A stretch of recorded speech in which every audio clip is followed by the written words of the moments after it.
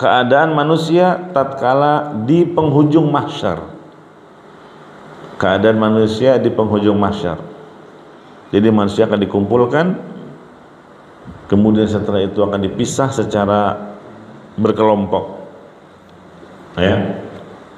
Jadi manusia di penghujung mahsyar akan dikelompokkan berdasarkan keyakinan masing-masing.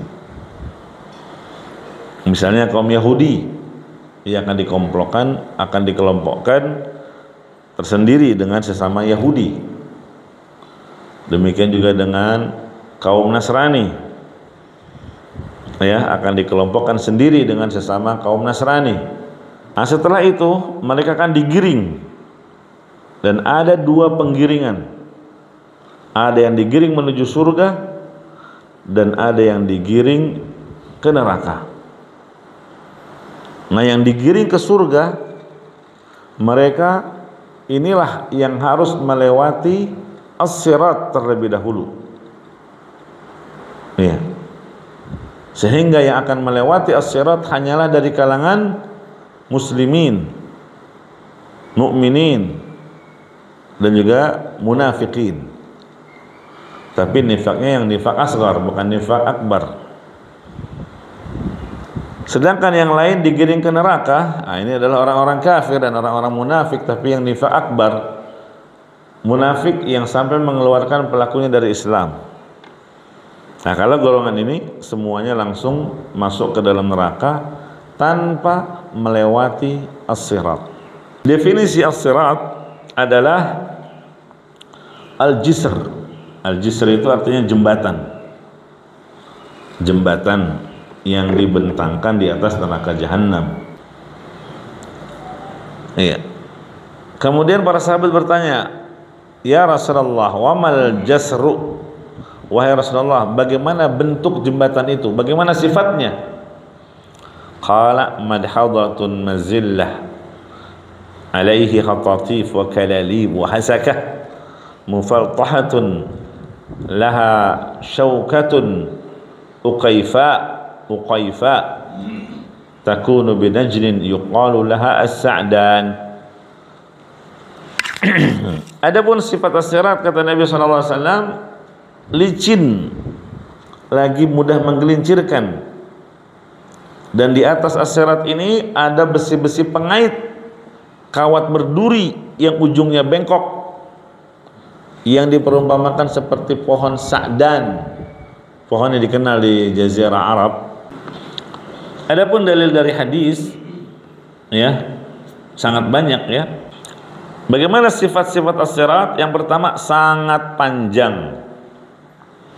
Jadi ini jembatan yang sangat panjang, ya, karena sirat berada di atas neraka, sedangkan neraka itu sangat besar dan luas. Kemudian sifat yang kedua, sirat itu madhadatun. Madhadah artinya gampang atau mudah memiringkan orang yang ada di atasnya. Kenapa? Karena dia bergerak ke kanan dan ke kiri. Yang ketiga, mazillatun. Udah kondisinya madhadah, ini mazillah lagi, sangat licin. Adaqqu minasy-sya'r artinya sangat halus. Wa ahaddu minas sayf, dan lebih tajam dari pedang. Karena biasanya apa? Sesuatu yang begitu halus namun tidak bisa putus, itu biasanya akan menjadi tajam. Iya. Tapi dari umat Muhammad yang pertama kali lewat itu adalah orang-orang fakir dari kaum muhajirin. Muhajirin itu orang-orang yang Mekah, tadinya aslinya Mekah pindah ke Madinah, hijrah. Nah, mereka lah yang diistimewakan, ya, seperti halnya orang-orang fakir dari muhajirin juga yang pertama-tama diberi izin untuk minum dari telaganya Al-Kautsar, telaganya Nabi SAW. Ya, baru setelah itu umat yang lainnya.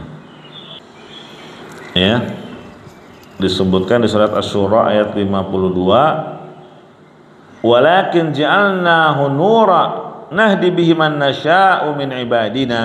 Jadi dalam ayat ini Allah menyatakan bahwa Al-Quran dan As-Sunnah itu adalah cahaya yang dapat menerangi kehidupan kita di dunia, sehingga kita mengetahui mana hak, mana batil, mana sunnah, mana bid'ah, mana tauhid, mana syirik, mana jalan menuju surga, mana jalan menuju neraka. Iya, inilah cahaya yang akan didapatkan di kehidupan dunia. Dan barang siapa yang menerangi kehidupannya di dunia dengan cahaya Al-Quran, maka dia akan memperoleh cahaya hakiki di akhirat ketika di alam kuburnya dan juga ketika melintas di atas as-sirat. Ya, berarti tergantung ya dari sejauh mana kita mengikuti Al-Quran dan As-Sunnah, maka sebesar itu pula cahaya akan diberikan Allah di akhirat kelak. Kemudian kaum muslimin itu disebutkan mereka terbagi menjadi 3 kelompok. Kelompok yang pertama adalah yang berhasil, ya, selamat, makhdusun najin. Ini kelompok yang kedua. Ada juga yang selamat tapi terluka-luka, ya, selamat tapi terluka-luka karena kena tadi kail-kail, ya, yang berduri. Dan yang ketiga makdusun, ada yang terjungkal ke dalam neraka. Lalu diutuslah 2 amalan. Yang pertama amanah dan yang kedua silaturahim. Nah, ini dalil bahwa sesuatu yang abstrak, ini kan abstrak, amanah itu kan abstrak, amalan. Demikian juga dengan silaturahmi, itu kan abstrak. Tapi di hadis ini Nabi mengabarkan di saat itu akan memiliki wujud yang konkret, wujud yang konkret dan orang mengenalinya bahwa itu adalah amanah dan silaturahim. Fataqumani janbatai sirat. 2 amalan ini, amanah dan silaturahim, keduanya berdiri di samping kiri kanan sirat tersebut.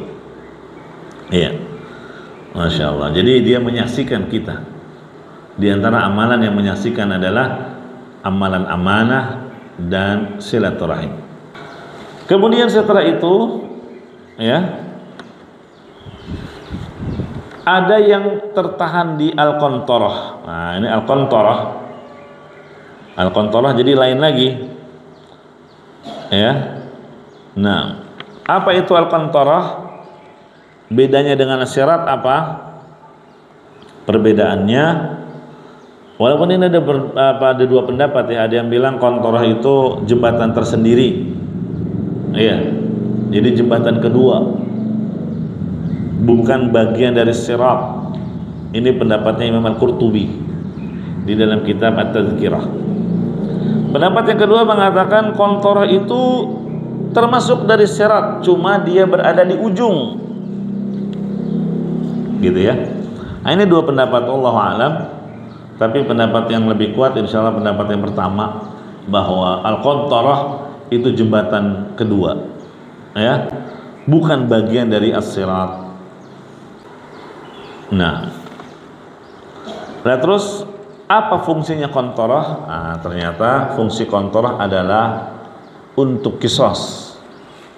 Loh, bukannya udah di padang mahsyar?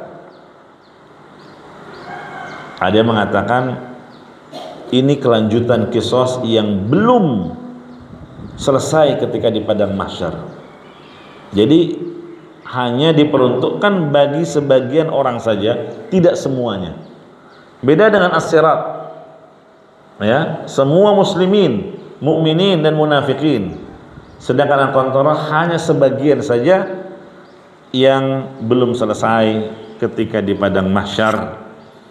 Ada juga yang mengatakan ini qisas terkait dengan kezaliman yang dilakukan seseorang terkait dengan harta, terkait dengan darah, misalnya menjadi sebab orang terluka, terbunuh, apalagi, dan terkait dengan kehormatan, harga diri. Nah, itu kalau belum selesai di dunia akan diselesaikannya di al-qantarah. Iya. Adapun di padang mahsyar itu kisos dalam perkara yang lebih besar, sedangkan di Al-Qantarah itu perkara yang lebih kecil, gitu ya. Kemudian juga ditegakkannya kisos di Al-Qantarah ini berpotensi untuk meringankan tuntutan orang-orang yang terzalimi. Jadi lebih ringan daripada dituntutnya di padang mahsyar. Kenapa kok lebih ringan kalau di Al-Qantarah? Karena orang-orang yang terzalimi ini mudah untuk memaafkan kezaliman yang dilakukan terhadap mereka. Kenapa? Karena mereka sudah selamat dari neraka, yaitu dari melintas di atas as-sirat tadi, dan mereka sudah melihat surga di hadapan, sehingga nggak sabar untuk segera masuk ke dalamnya. Nah, itu diantara pendapat-pendapat terkait dengan perbedaan jembatan as-sirat dengan Al-Qantarah. Ada juga pendapat yang kedua, Al-Qantarah ini kan tadi sudah dijelaskan hanya untuk sebagian orang. Siapa yang dimaksud? Yaitu orang-orang yang kaya raya. Ya, hanya diperuntukkan bagi orang yang kaya raya.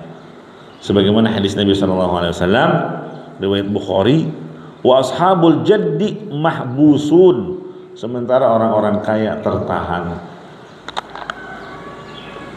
Apakah semua orang kaya? Ya tidak.